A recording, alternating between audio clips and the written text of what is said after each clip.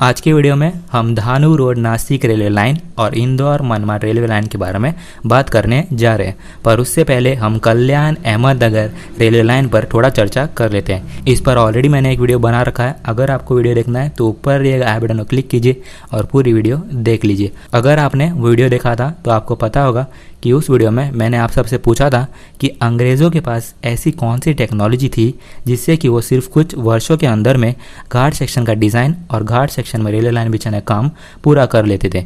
पर आप में से किसी ने भी कमेंट करके उस टेक्नोलॉजी के बारे में नहीं बताया, तो आज आप ज़रूर उस टेक्नोलॉजी के बारे में कमेंट करके मुझे बताइए।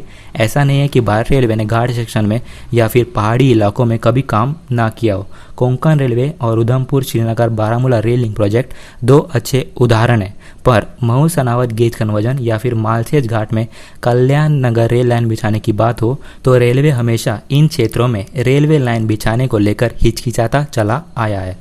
और इसी के साथ इंदौर दाहोद रेलवे लाइन पर पीथमपुर के पास दाहोद लाइन की सुरंग का काम बंद करवा दिया गया। महू सनावर के बीच घाट सेक्शन का अलाइनमेंट अभी तक फाइनल नहीं किया गया।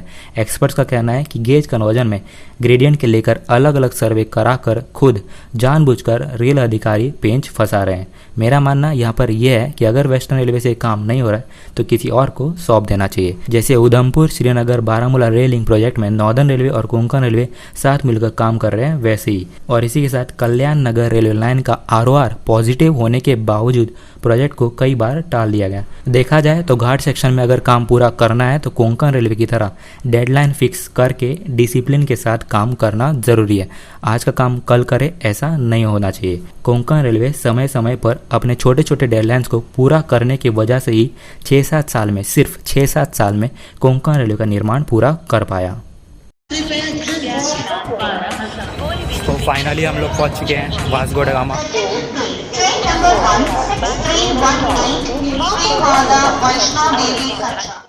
चलिए अब बात करते हैं Dahanu road Nashik railway line के बारे में। मनमाड इंदौर रेलवे लाइन पर हम थोड़ी देर में चर्चा करेंगे। एक नया आरटीआई रिप्लाई आया है मनमाड इंदौर रेलवे प्रोजेक्ट को लेकर, जिस पर हम आगे चर्चा करेंगे। पर उससे पहले हम Dahanu road Nashik railway line के बारे में चर्चा कर लेते हैं। कहा जाता है कि Dahanu road Nashik railway line के पूरा ना होने के पीछे वेस्टर्न रेलवे का ही हाथ है। कहा यह भी जाता है कि अंग्रेज़ों को इस रेलवे लाइन में दिलचस्पी थी, पर वही जिस वजह से कल्याण नगर रेलवे लाइन का काम कैंसिल कर दिया गया, उसी तरह जावेर के आदिवासी लोगों ने भी स्वतंत्रता संग्राम में हिस्सा लेने का फैसला कर लिया था। आज़ादी के बाद 1952 में मुकने डायनेस्टी के आखिरी महाराज यशवंतराव मुकने जी ने लोकसभा में इस रेलवे प्रोजेक्ट की मांग की। महाराजा यशवंतराव पहले यानी आज़ादी से पहले आदिवासी क्षेत्र जावेर के आखिरी महाराज थे जो आज़ादी के बाद एक पॉलिटिशियन बन गए। 1952 के बाद 1999 में रेलवे मिनिस्टर रामनायक जी ने इस रेलवे प्रोजेक्ट का संज्ञा लिया और वादा किया कि इस प्रोजेक्ट को पूरा किया जाएगा। फिर 12 जून 1999 में जावेर में एक पुराने पैलेस में इस लाइन के सर्वे के लिए इनॉग्रेशन सेरेमनी ऑर्गेनाइज किया गया, पर बाद में सरकार बदलने की वजह से इस प्रोजेक्ट को लेकर आगे कुछ ज़्यादा हो नहीं पाया। पर 2010-11 में ये प्रोजेक्ट को रेलवे के ब्लू बुक में शामिल किया गया, जो 167 किलोमीटर लंबा रेलवे लाइन होने जा रहा था, जो धानू रोड जावेर त्रिंबकेश्वर नासिक के बीच बिछाई जानी थी, जो कि एक पूरा पहाड़ियों से घिरा हुआ क्षेत्र है जहां आदिवासी लोग ज़्यादा संख्या में रहते हैं। प्रोजेक्ट को आगे चलकर negative rate of return, negative ROR के कारण शेल्व कर दिया गया।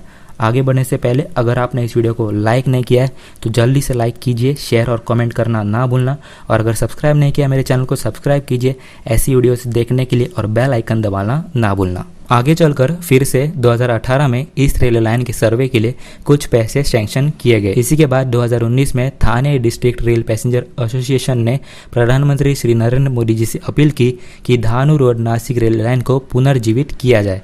कहा जाता है कि स्वर्गीय पूर्व प्रधानमंत्री श्री अटल बिहारी वाजपेयी जी जब अप्रैल 2004 में जावेर के दौरे पर थे तब वो भी इस लाइन के पक्ष में थे। इस रेलवे लाइन से नासिक, थाने, पालघर में रहने वाले लाखों लोगों की जिंदगी सुधारी जा सकती है। इसी के साथ वेस्टर्न रेलवे और सेंट्रल रेलवे के बीच कनेक्टिविटी के तौर पर भी इस प्रोजेक्ट को देखा जा सकता है। जैसा कि मैंने आपसे पहले कहा कि ये रेलवे लाइन बहुत जरूरी है पालघर, जावेर, विक्रमगढ़ और नासिक में रहने वाले आदिवासी लोगों के विकास के लिए। आने वाले समय में हम इस रेलवे लाइन पर और बात करेंगे। मैं देखना चाहता हूँ कि इस वीडियो को कैसा रिस्पॉन्स मिलता है, तो ज़्यादा से ज़्यादा लोगों तक इस वीडियो को शेयर कीजिए। आप सब में से बहुत लोगों को पता होगा कि वेस्टर्न रेलवे के जीएम ने हाल ही में रेलवे बोर्ड से अपील की है कि Indore Dewas Ujjain railway track doubling को विजन 2024 में शामिल किया जाए।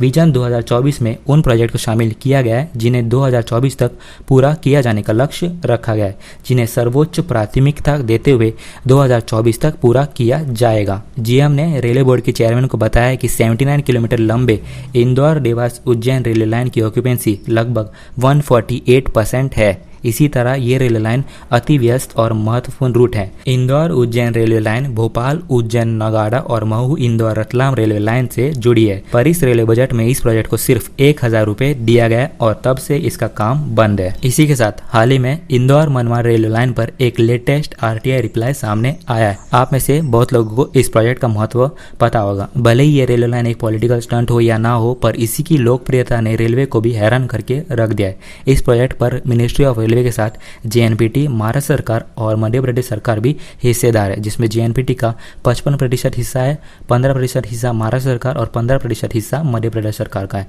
और सागरमाला डेवलपमेंट कॉर्पोरेशन और Indian port railway corporation limited ये दोनों भी इसका हिस्सा है। इस प्रोजेक्ट की कुल लागत है 8,570 करोड़ से भी ज्यादा। पर जब रेलवे से पूछा गया कि अभी इस पर काम क्यों नहीं किया जा रहा, तो रेलवे का कहना है कि फाइनेंशियल कंस्ट्रेंट्स की वजह से जेएनपीटी अभी के लिए इंदौर मनमाड़ रेलवे प्रोजेक्ट में निवेश नहीं करना चाहती। मेरा सवाल यहाँ पर यह है कि क्या जेएनपीटी को पहले से किसी ने नहीं बताया था कि इस प्रोजेक्ट में कितना निवेश करना होगा? अगर पता था तो अब जाके ये बात सामने क्यों आई है कि जेएनपीटी फिलहाल इस प्रोजेक्ट में निवेश नहीं करने जा रही? और कुछ दिनों पहले एक अखबार में खबर छपी थी जिसमें दावा किया गया था कि रेलवे अब इस प्रोजेक्ट को किसी और कंपनी को दे सकती है जो 5-7 साल में इस काम को पूरा कर सकती है। तो इस पर ऑलरेडी मैंने एक वीडियो बना रखा है। अगर आपको वीडियो देखा है तो ऊपर रहेगा बटन पर क्लिक कीजिए और पूरी वीडियो देख लीजिए। नहीं तो डिस्क्रिप्शन बॉक्स में मैंने वेस्टर्न रेलवे प्लेलिस्ट का एक लिंक दे रखा है, उसमें एक वीडियो होगा जिसका नाम है संसद में इंदौर मनमाड़ रेल लाइन की मांग उठी, तो आप वो वीडियो जाके देख सकते हैं।